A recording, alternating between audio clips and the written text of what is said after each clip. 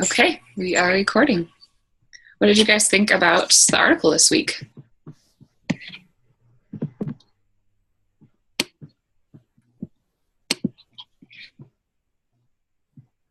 It's something I think that's really important. Working in like the private practice setting, I know that spirituality and like faith or religion don't come up a lot in like the counseling session, unless obviously like it's led by the client. Like even in my own counseling experience, I was talking like for like the 5 sessions we had to do. Mm-hmm. I was talking to my counselor and she was saying that she doesn't even put like, you know, that she identifies as a Christian or anything like that on her disclosure. So yeah, that's how a lot of them are in my area too, and a lot of the counselors in my area that I live are Christians, but I think a lot of them just don't disclose that. Yeah, which is interesting. I liked the part that they talked about how they kind of found evidence of it leaking out. I thought that was interesting too. And even people's like hatred towards religion too, and I thought that was really interesting too. Like if someone, like whatever people view about spirituality, like it kind of leaks out. Yeah, I think it said like by the questions they didn't ask, because they would describe their own spirituality and they, I guess, just kind of non-verbally understood and, you know, showed understanding. I thought that was really interesting. I think it's something to be aware of. You know, you're constantly communicating something to your client, and so it's like being aware of what that is. Yeah. I thought that was cool too. Kind of, that stuck out to me. Yeah. Which is like what I feel like we talk about a lot too. Like, and so to have someone kind of study it and see that was cool. Yeah. Another thing I thought was interesting in this article was kind of like another way that their spirituality impacted treatment was by the theoretical orientation they chose. That's like just a personality thing of the counselor, but it also is impacted by the spirituality. It's so like, that's such an integral piece of who the counselor is, regardless of what they are. And I thought that was an interesting point too. I know for me, I feel like even in our theories class, I was kind of sifting through the theories based on what I believed was true. And so I think that's something to be aware of also. Yeah.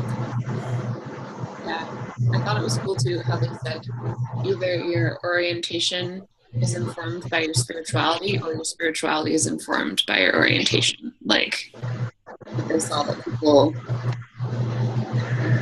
Oh, you guys hear me? I hear some weird back noise though. I'm not sure who it's coming from. It might be my own thing.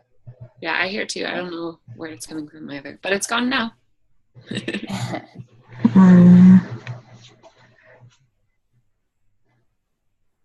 I thought it was interesting. The common denominator everybody said was prayer and meditation. That was a crucial part of their, even not so much spirituality for those who are less spiritual oriented, but for those who said they felt like it kept them centered. So. Yeah, that's true. The one guy said he felt like, or I don't know if it was a guy or not, because they used pseudonyms anyways, but said he felt like a different person when he didn't practice those like daily things that were important to him for his beliefs or whatever. That was an interesting way to put it. I liked the quote where they said that your spirituality, how you approach it, is an intrinsic part of being human. I thought that was such a true statement. Totally.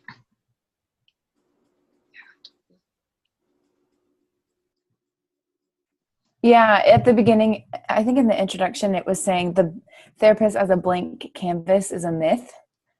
And like we bring our personhood and personality into the therapy room, whether overtly or not, is kind of what it said. And I think that that's true. Like we are going to bring our spirituality into the therapy room. And then it also talked about like having blind spots and being aware. how, and that kind of goes on with the leakage thing. Mm-hmm. Like I think being aware of how that impacts the client is going to be crucial, and being effective and using spirituality and client spirituality effectively. Totally. Yeah. Yeah, I thought that was interesting too.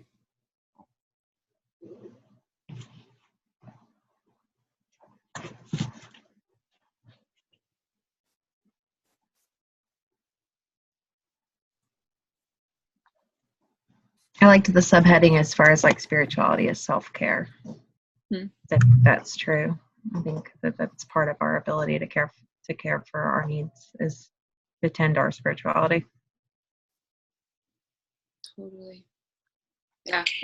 When we were in the theories class, I was reading about like all of the different theories, and kind of like you, Bridget, I was trying to go with like what I truly believe it like is true.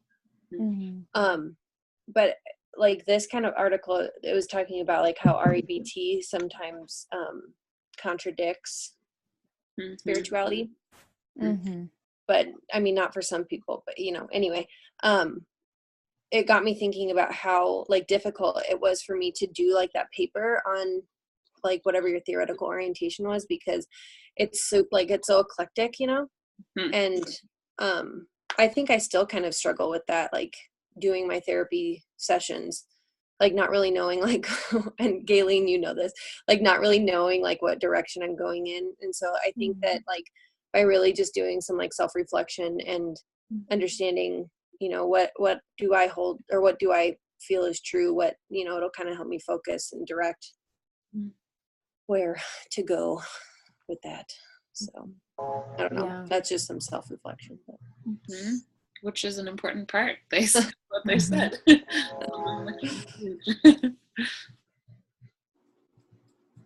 Yeah, I've been having a hard time too, because my practicum site, like everybody there does Bowen theory, which there was like a tiny section in our theories book on it, but we weren't even assigned to read that chapter. It's a family systems theory, so we might read that when we take our marriage and family course, like read about Bowen theory.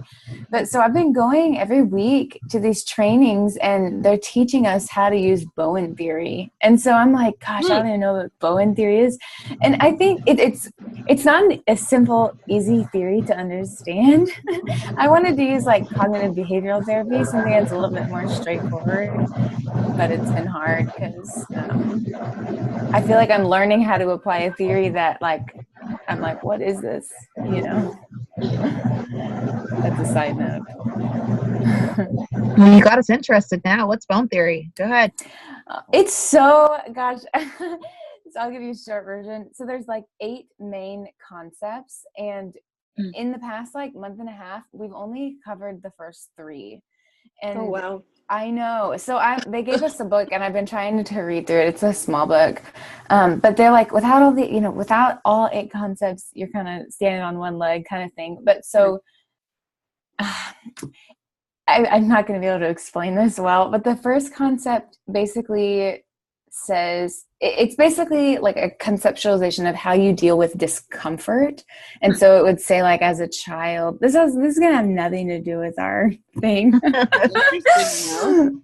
Like as a child, like say from age like 0 to 6, you're basically like taking in your family's patterns, whatever's going on around you, and you're creating how you will respond to anxiety or discomfort or stress.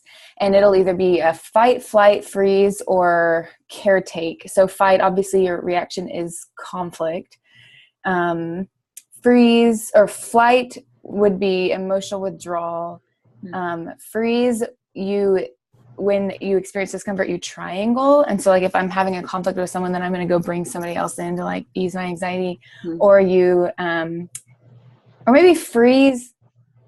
I get these confused. Freeze might be, and caretake might be switch the triangles, over and under function. So you either like compensate and like go do, or you under function, like leave responsibility, whatever. So that's kind of the first concept, kind of. And then the second concept is differentiation. So it either like views you as like able to have a sense of self when whatever conflict arises, or you're going to be like fused with somebody or something. And then the third concept is triangles, which is similar to that one in that first one, but basically it like organizes the whole world in triangles. And like, I don't know, it's hard. But I think it's been interesting to learn, because it's so not straightforward. Like it's all over the place. That's cool they give you training for that, though. I have no idea what kind of theoretical orientation my site is going to want me to use. Yeah, it's cool. We have an hour of training, so somebody will teach on something, and then we have an hour of the team like can bring cases to the group and like get help. So like, I have a difficult client. They said this. What do I do? It's been fun. That's amazing. So cool. It's been really fun. Yeah, that is fun. Dang. I would just have like a free for all for mine. It's like, oh, Annie, you're here today. Okay. You can just come follow me. I'm like, oh. That's funny. Yeah, going back to what I think you were saying, Annie, about how REBT theory, they saw it as often in conflict. I thought that was really interesting, because I've never really thought about it that way. But then I thought it was interesting too that one lady said person-centered therapy was really like easy for her to connect with, because it was so specific that she could like connect it to like, well, that person's made in the image of God. And I've never thought about it that way, but that's like, I think why I like person-centered therapy so much, is because it is like kind of puts things in the other person's lap and emphasizes that they know what's best in some regards, even if they aren't aware of it. Because God has made each of us so unique. So, but yeah, I just thought it was interesting that one like was mentioned as seeming opposed, and the other one, like I could see people saying person-centered therapy is like not very Christian-like, because it focuses on the person and not like God. You know what I mean? Like, yeah. I thought that was interesting. Yeah. Yeah, on one hand, I see how that one does affirm Christianity, and on the other hand, I see there's some beef. But yeah. I was just going to say that your explanation on bone theory totally ties in with what we're talking about, because you just talked about blank canvas. So where we come from, and how that ties in with our perspective and our development until we change our frameworks. Totally. So see, you did it. Yeah, it didn't seem like a rabbit trail at all. I felt like it was appropriate. When we guys learn about Bowen theory in our marriage and family course, you guys are going to be like, she had no idea what she was talking about. That is not what Bowen theory was. There's no steps. Well, you told us 3 of them, so 8 concepts. Okay. I'll say, can I call her and she can just synopsize this chapter for me, so I don't need to read it. Sorry, you have enough reading.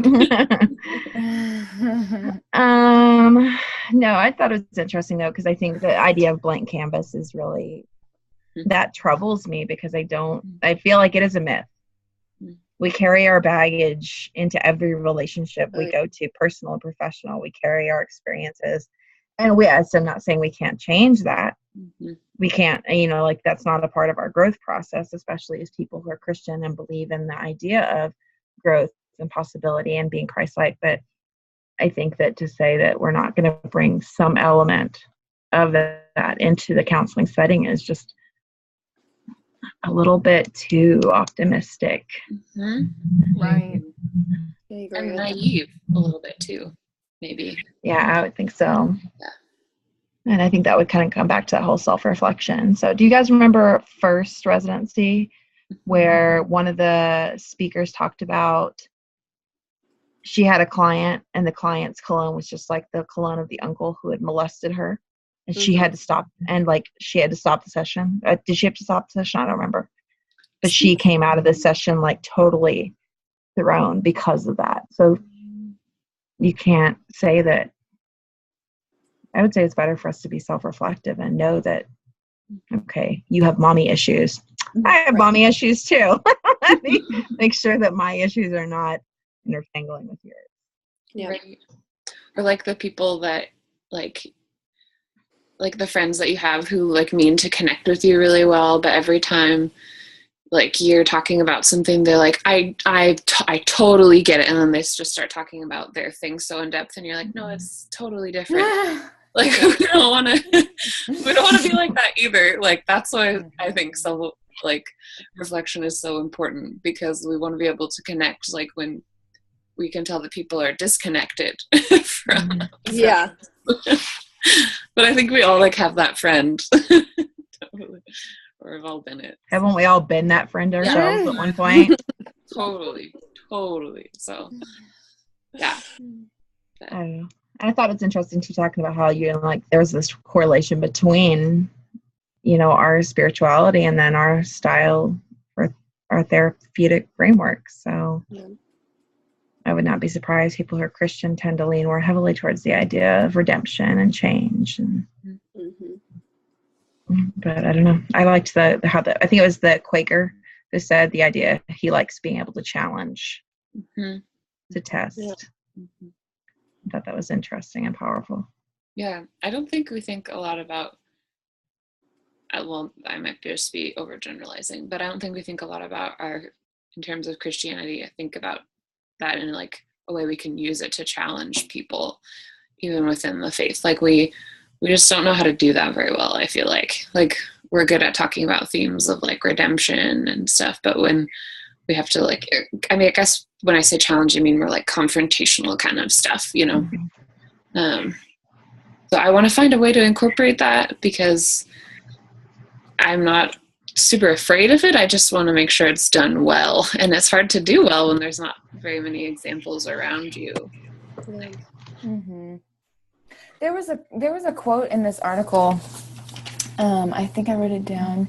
It was basically like, in that disagreement, or when the therapist views the client as too rigid and it's harmful for therapy, whatever, somebody said, like, I wouldn't push my opinion on the client, but I might ask questions. Yeah. I thought that was really good. That's right. And asking questions in a way that isn't like, I know the answer I want you to say, so I'm going to ask this question, like really being genuine and like wanting the best for them and like asking a question, I think that's why it's so good we get to practice with one another, because sometimes I've like caught myself sounding condescending when I'm like trying to ask questions to have them get to somewhere where I already am, like what you were describing. And so it's helpful to flesh that out, not with actual clients, but with people who are doing similar things and developing skills too. Right. I think it depends on the client too. If somebody's just not there, like ready to be challenged yet, like that, you just shouldn't. But like, totally. I mean, they're just, like, there are just times in counseling where it's like, okay, if like I don't challenge them right now, if I don't confront them right now, we're going to be here for a really long time in this space, and there's not going to be any growth, and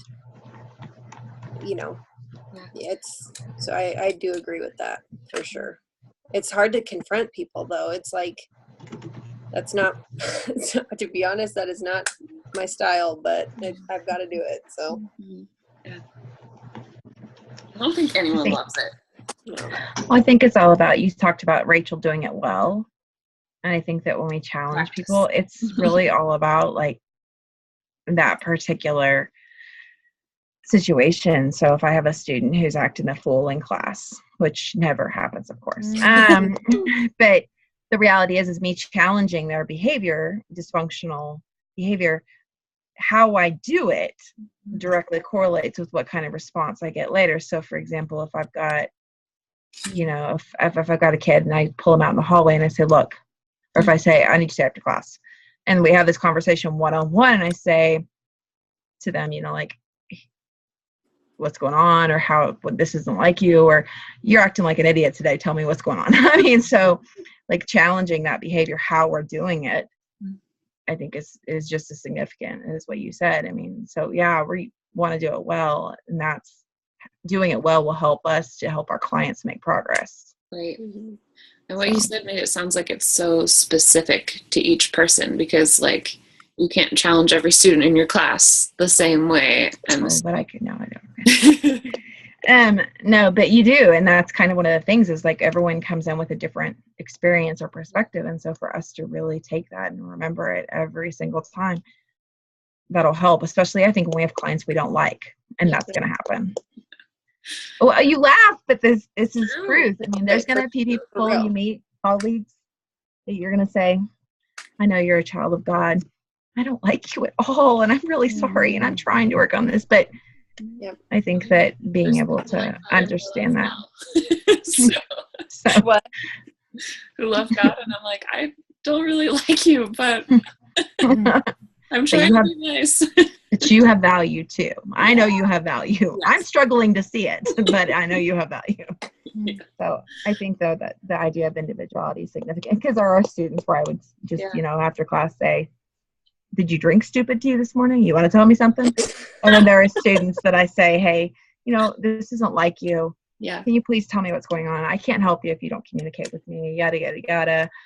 And then, I mean, like the same thing, like it's all about what rapport we developed and then their personal communication style, and then my taking it from there. So some students, go ahead. Well, I was just going to say some students respond really well to confrontation. Your grade is less than my age. And then some students, they need to be kind of slowly ushered into that. So you haven't turned in very many assignments recently. How do you think that's affected? Yeah. So it's really what you said, how well do we do the confrontation? Yeah. I think too, as you were speaking, it like made me think it's almost like we need to like understand our client's definition of things, like for like how they view what it means to be challenged and how they view like all these different things, so we can kind of know how to approach interacting with them about those things, which like we probably all could describe challenge or anything, any given word, and it's like 4 different ways. And so making sure like we understand how each person is like defining those things is important too. Well, and I think that goes to say too, for like their journey, like even if the topic of spirituality or faith or whatever comes into session, asking exactly like those questions on, like, where are you at? Because you don't want to take them somewhere where they're not, or you know what I mean? Or push them somewhere that they're like, it's just not like they can't be. Yeah. So if spirituality comes up in the session, led by the client, then you can go there and make sure that you know where they're at, and because if you don't, then it's just not going to be helpful, and it may deter them from therapy or anything like that. So, and then asking them puts like, I would think helps them feel empowered too, because they're contributing to something that we as the counselor need to know.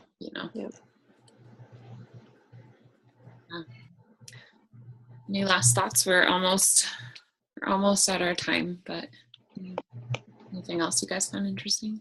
You're all amazing. We're almost done. Keep it up. I know. We're on week 5. I know. Oh, good job. It's crazy. Week 12 of that 14-week class. I know.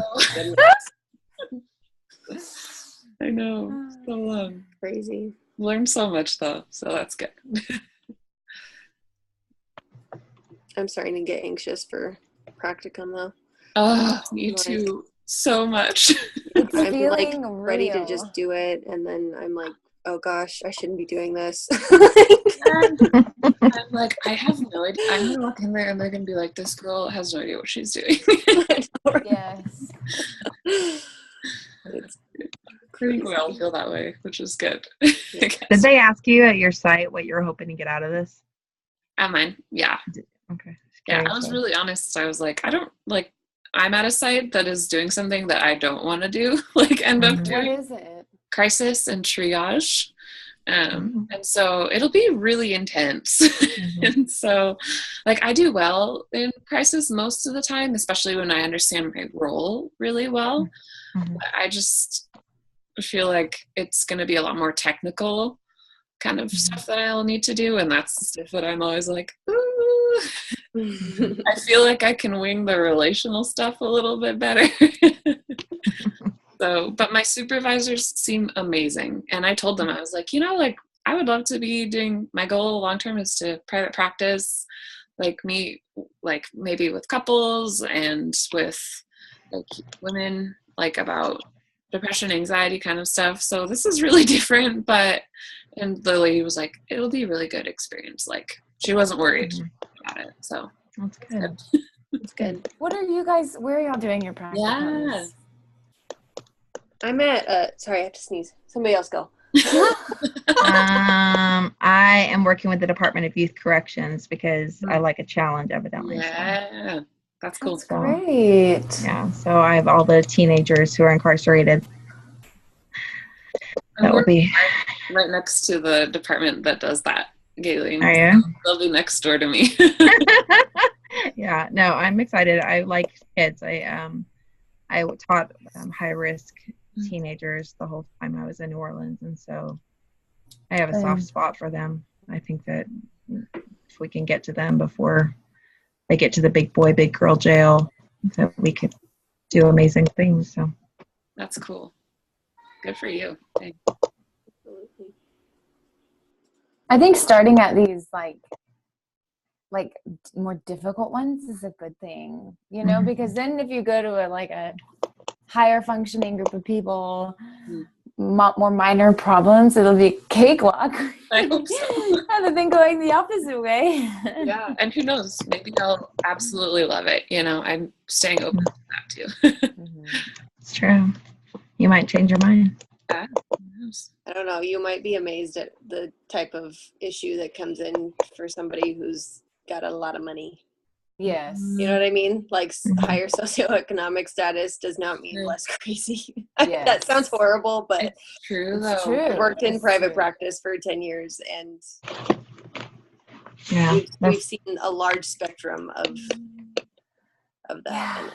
That's like the story Dr. Rogers told about that lady. Do you guys remember that? I think it was Dr. Rogers. Which one? Yes. He was like analyzing that lady and she was like really beautiful, put together, and then he went in and talked with her and was I remember now. She was saying like something totally insane. Totally psychotic break at that moment in time. And I remember. Oh yeah. Yes. Word salad is what he called it. That's what he called it. Yeah. That's an actual thing. Yeah. I believe it. I have one of those every so often. Okay. So I'm going to go, ladies, because I can hear my children. In fact, I think one of them just walked in. So okay. Well, do we have to do anything for this discussion? So I just will post the recording and then the 10 points that we went over talking about, and that's pretty much it. You guys can comment on it if you want, but it doesn't look like you have to. Yeah. Yeah, every time I have on one of yours, Dr. Kappa's like, I saw your post, don't worry. I think he's known that I was kind of worried, so. Okay. Yeah, I didn't last time when you posted it, Galen, and he gave me the points, so. Yeah, he gave me the points too, but he also commented on how I didn't post.